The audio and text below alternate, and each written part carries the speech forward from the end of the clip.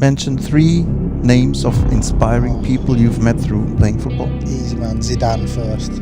You've met him in Paris now? Oh yeah, just the coolest guy ever. Who's the greatest footballer of all time? Zinedine Zidane. Jude Bellingham est très clair. Pour lui, Zidane est le meilleur joueur de l'histoire. Aujourd'hui, l'Anglais brille de mille feux au Real Madrid. 1m86, numéro 5 sur le dos, comme son idole 20 ans plus tôt. Pour beaucoup, son style de jeu et son élégance font penser à Zizou. Mais Bellingham n'est pas le seul fan de Zidane. Depuis sa retraite en 2006, l'héritage du Français n'a cessé d'épater, d'inspirer, d'obstiner. Le problème c'est qu'on crache pas sur les gens. Et encore moins sur Zinedine Zidane, ya Walid al-Haram.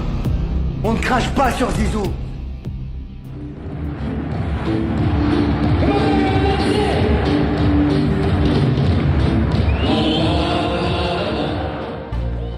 Au début des années 90, hormis quelques exceptions comme Socrates, le profil du numéro 10 classique est bien défini. Pas très grand, rapide, explosif, avec de petits appuis. Pelé, Platini et Maradona répondent à ces critères. Pendant ce temps, un jeune enfant de Marseille découvre le football professionnel. Au départ, c'est loin d'être gagné. Zidane, il avait un talent, il avait quelque chose différent des autres, c'est sûr et certain.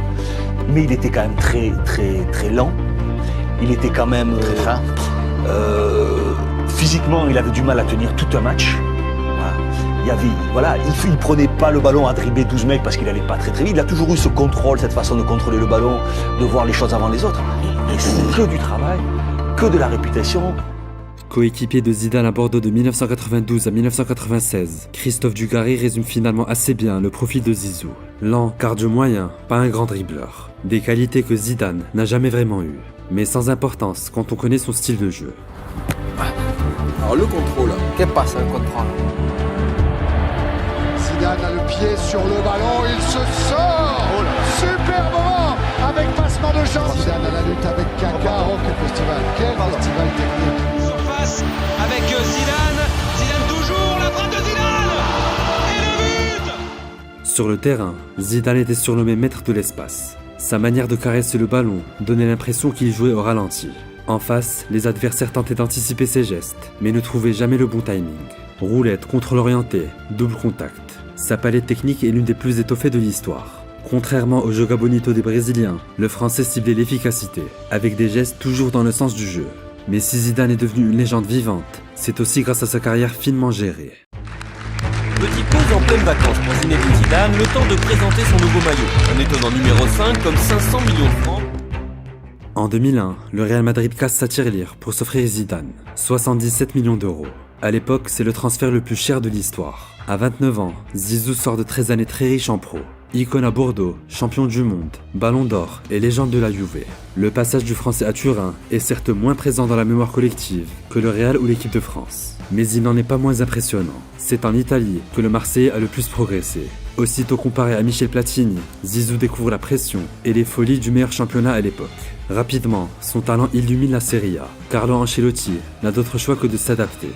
The first time that I met Zinedine Zidane was in Juventus, and the first year in Juventus, and I found a fantastic player. Zidane was the key for me to change my idea of football, because I was used to play always 4-4-2, and when I found Zidane in Juventus, I changed my system. We played with a player like him behind two styles.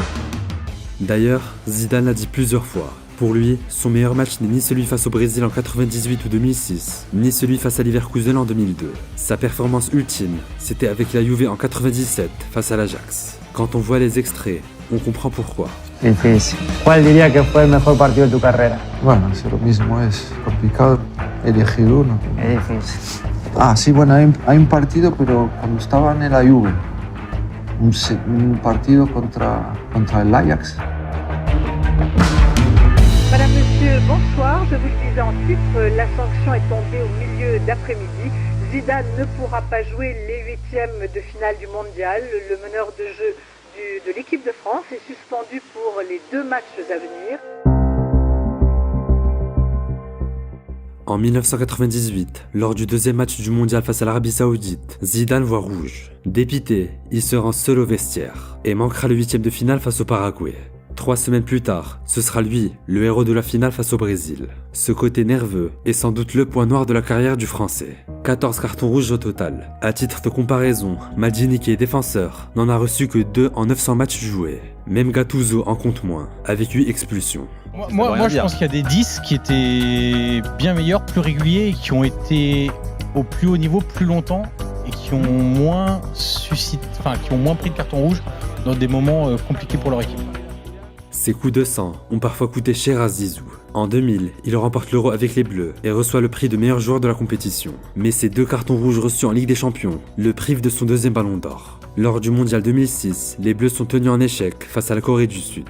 Après le match, Zidane remontait, abîme avec ses crampons la porte du vestiaire. Trace conservée jusqu'à aujourd'hui par le RB Leipzig.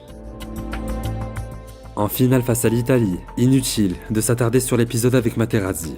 Le lendemain du coup de boule, Zizou est accueilli en héros en France. Malgré leur tristesse, les supporters retiennent ses exploits face au Brésil et l'Espagne. C'était ça, la force de Zidane, admiré pour ses qualités et ses défauts. Des défauts qui ne l'ont pas empêché d'être élu 6 fois personnalité préférée des Français.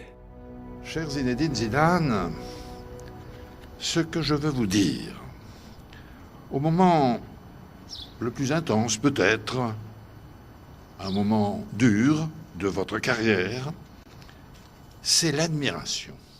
Tu me poses pas les questions. Pas celle de Zidane. Non, pas tout de suite. Non, je veux pas, je la veux pas. Pourquoi tu la veux pas? Parce que... Ça te fait honte? T'as peur que les autres ils se moquent? Non, j'ai pas envie d'être comparé à lui. Ah bon? Déjà? Tu sais ce que tu veux, hein? Et pourquoi tu veux pas être comparé à lui? Parce que... jamais je serai comme lui. Pourquoi tu dis ça?